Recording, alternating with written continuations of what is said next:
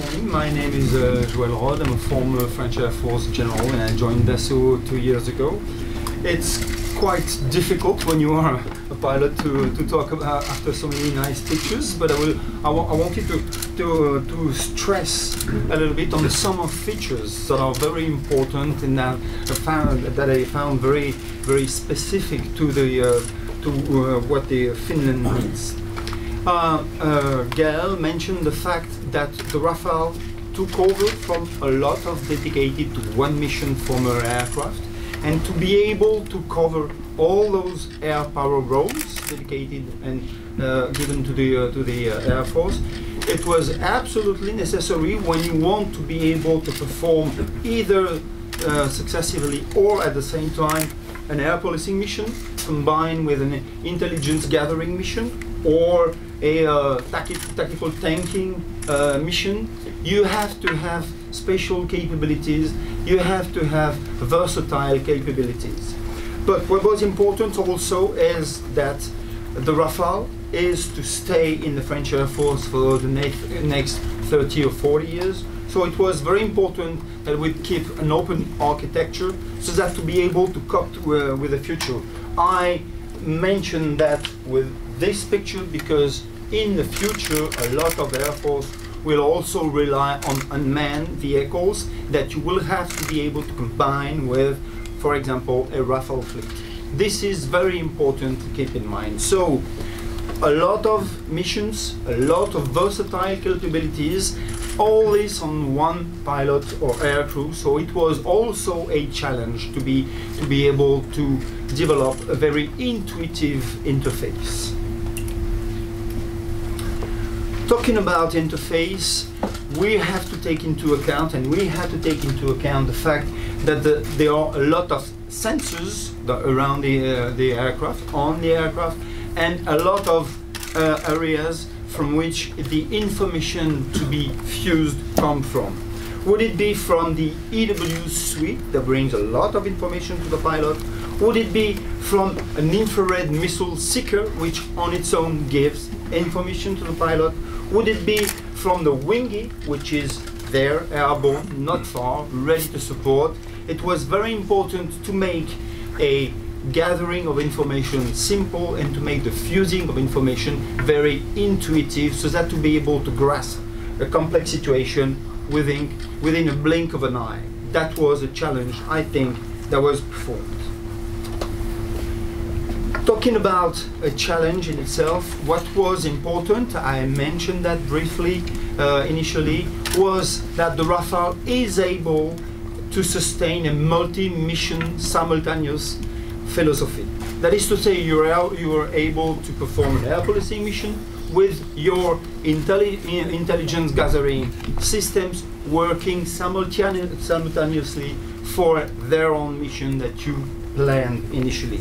And so, for all this goal to be achieved, you had to have the kind of same logics, consistent logics from one mission to another. So, from the helmet displayed information to the lateral and head level displayed information, this was always, depending on the mission, the same logic so that it would be very intuitive and very repetitive for the air crew to be able to conduct the mission. And by the way, that would somehow answer your question, that would ease also the training because some kind of repetitive action, some kind of that become reflexes are very easy to recall.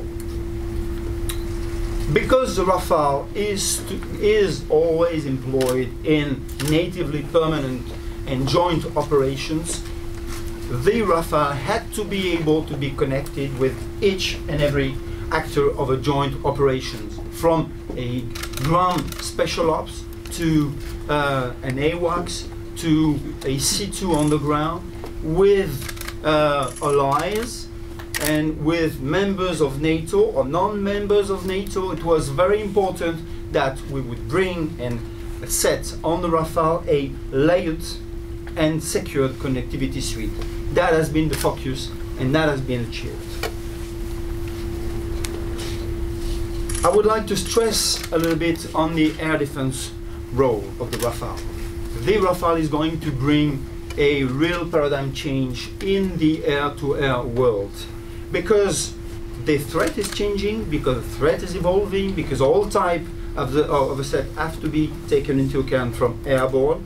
It was, for example, very important to be able to work on a silent mode, not to be detected, working only on passive detectors, exchanging and crossing information with the wingmen participating to the mission, so that to be able to locate and shoot at someone without transmitting any information. This is very important. What is also very important, thanks to the connectivity suite, is to be able to share a missile with the wingman, so that I would, as a leader, would go towards the threat, escape as soon as possible, and leave it to my wingman the burden to guide the missile to the target. This is also very important because you increase the decision to shoot, and you increase the time delay before the decision to shoot, and you make the guidance in a standard situation. This is one of the paradigm change that I addressed initially. So this is why I dare saying that with Rafale and with its system, including the missiles, we have the best combination at the moment in the air-to-air world. The Rafale has been involved in very unpermissive theaters, and those theaters will become less and less permissive. This is why it was decided to adapt the weaponry that would be brought to the theater operations by the Rafale. And so with this air-to-ground weaponry, which is very adaptable, we could perform a cruise missile mission. We could anticipate being able to or asked to conduct any anti-ship or set and dead enemy air defense suppression or destruction missions, and use new standard weapons, so that to be able again to address any type of situation you are facing in the air-to-ground world or air-to-surface world. So again, I think, define the Rafale so that to be able to bring to the table a very wide and versatile combination of air-to-ground weaponry. Because the Rafale will be and has been already asked to go into a very contested environment, at the very beginning of it, the Rafale was thought about to be able to benefit from stealth features, discretion features, which are already addressed some of. It was also designed to help the pilot fly low level in the clouds and performing an air defense mission if need be. So thanks to the automatic terrain following system. It was designed so that to be able to support the pilot if he was focusing on some mission, not to collide with the ground. So that's also what we call active safety features that have been brought to the Rafale. And of course, when you want to survive, you have to be able to benefit from a high firepower. And so with the Meteor and with the Mika, would it be infrared or electromagnetic missile and heads, you benefit from a versatile system that also gives you the opportunity to go into contested environments and support and survive through it.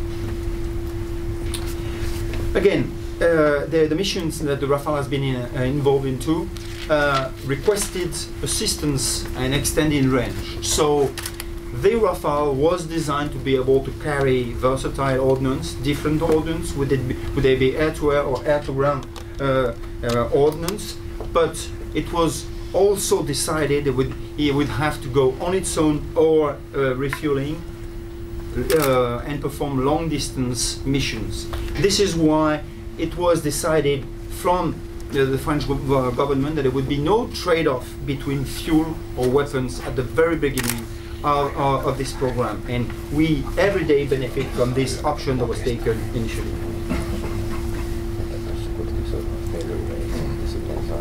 The Rafale, as it was said before, is obviously participating to joint and combined operations.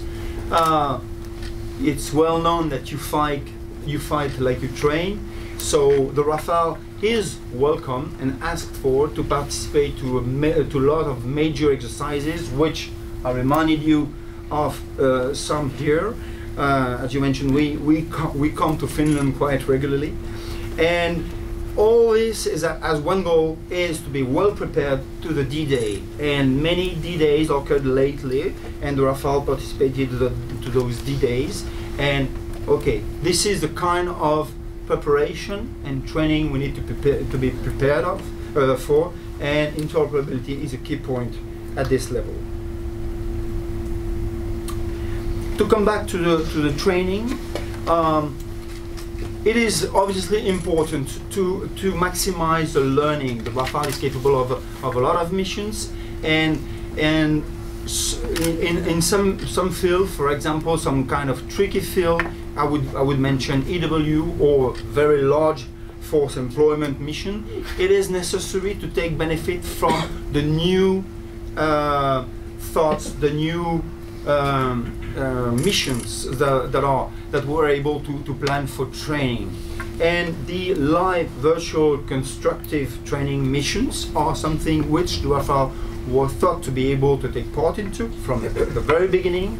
And lately I was invited by the French Air Force to be a witness, as some of the Finnish people have been not that far ago, and be able to see that LVCT is not a future for the French Air Force, but it's the beginning of it. And for the first time a month ago, there was a mission that was conducted, which I was invited to witness, where there were obviously live aircraft, Rafale among them. there were a simulated AWACS, you know, and there was a team of controllers inside the simulators of the AWACS being able to control the mission. So that answers somehow how do you connect aircraft that are different. Okay, if you have a good layered connectivity suite, it is possible. But also there was some, and there was one of the first time constructive, you know, targets that were brought to the table and broadcasted for all the participants. And so that is the beginning of this state-of-the-art training that the Rafale is capable of. Many times when the president decides we have to, the Air Force has to strike the scramble or a short delay and short time missions, and so it is important to plan and to know that you will deploy with a minimum amount of support. And so maybe during the first mission you will have to fly from difficult, harsh, minimal support environment. The Rafale, because that was part of the French Air Force philosophy, was developed with this also concept in mind.